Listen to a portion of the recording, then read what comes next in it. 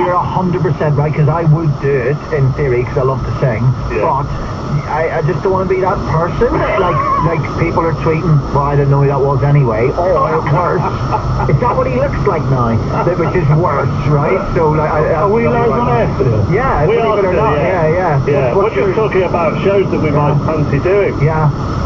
Paul? Oh, I was just wondering, you can't have a show where a pop star hears someone going, it's Mark Chapman. Now.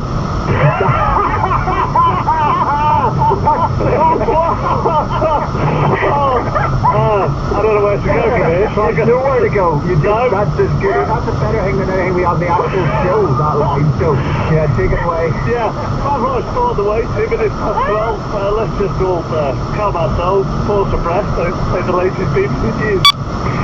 Listen on BBC Sound.